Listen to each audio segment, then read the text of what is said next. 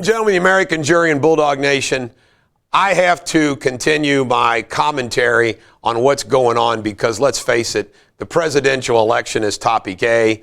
There's no need for guests, and there's no need to discuss legal issues, which everything is trivial compared to what's going on right now in our country. I would like to begin by saying I was glad to hear President Trump come out last night and address the country and indicate that he clearly intends to fight on. I mean, I don't think there's any question about it. He's not going to yield. And I want to also point out that President Trump owes the media and the left absolutely nothing. He has every right to fight for the presidency. It happens to be the presidency of the United States, not only for himself, but the over 60 million people that voted for him. And he should fight. Something that I've always just absolutely hated about the Republican establishment is their wimps.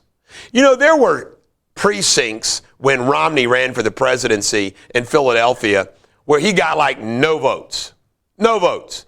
And it's just absurd how the Republicans are wimpy as hell. Trump isn't. And during the last 4 years, they've been like Trump's friend, Trump's ally. Then they were on a run from Trump. What happened on election night with the House picking up seats, and it looks like they are going to hold on to the United States Senate, wouldn't have happened but for Trump. It wouldn't have happened but for him. And thank goodness for Cruz and Lindsey Graham and others who are coming out strong for him. But look at people like Mitch McConnell, the Senate Majority Leader. You know, these people benefited from the election night. Every Republican in the country ought to be rallying to Trump's aid. Chris Christie's one that really cracks me up. I'm hoping that Trump finally kicks him to the curb. You know, the guy who gave him bad debating advice, and then he gets COVID and says, oh, maybe we should take this more serious. And now he's saying, oh, Trump shouldn't say these things. Folks, in our history, Bush v. Gore, Hayes Tilden, and other times, there has been a delay in the selection of the president. Now, let me tell you what I think is going to happen from here in light of the president's statements. They are going to build a case in each of these states for a Supreme Court decision.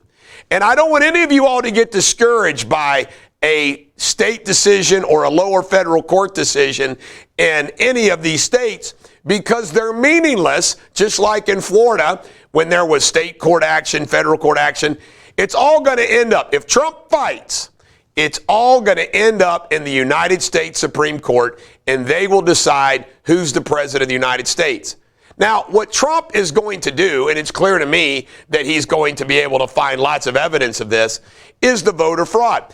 It is a state law that says that there can be impartial or partial observers, and they block them. So what do? And I'm so tired of this when one of these pundits says, well, they haven't found any evidence. Well, so far, nobody's come forward and said, well, we stuck this big pack in here. They can do that so easily. I mean, these are professional. Madison, Wisconsin, Atlanta, Georgia, Detroit, Michigan. These are political gangsterisms. They're kingdoms. And they're fully capable of doing whatever the hell they want, and just, which they usually don't. But Trump has. When the United States Supreme Court's desk, on a 4-4 vote with Roberts voting with the liberals, they decided not to take up. These votes can be submitted.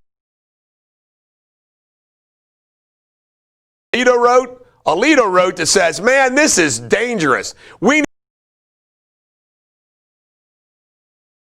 So now when it comes back up, there's one less Republican on the Supreme Court, and we'll see what happens. Here is how all of this goes Trump's applies to every state that they're stealing from them.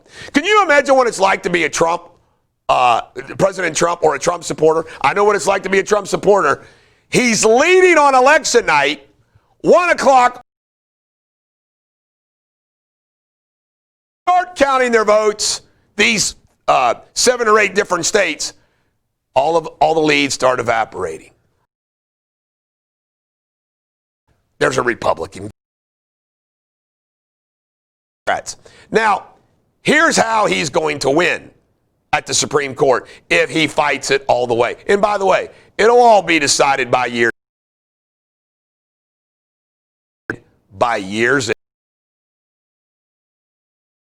The issue of the mail-in,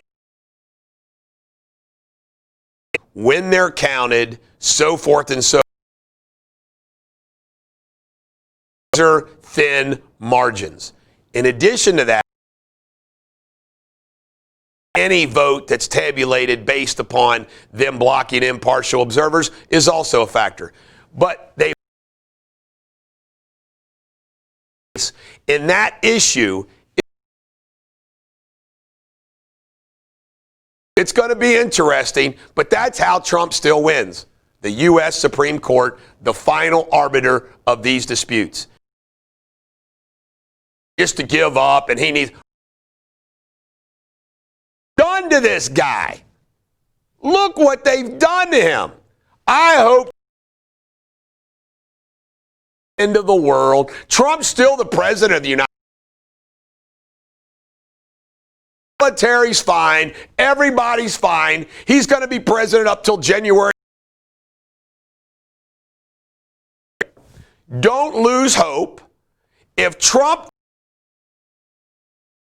and it looks like he is, it's going to the U.S. Supreme Court. And the U.S. Supreme Court will determine who wins. Is thinking about president? Nope. So Alito, Kavanaugh, give them an. Oh, by the way, are you kidding me? I've been watching this. They got all kinds of evidence of funny business. I mean, beginning to watch. Ladies and gentlemen, the American jury and Bulldog Nation, through the Supreme Court, if he decides to, and every dog has their day, have a great day.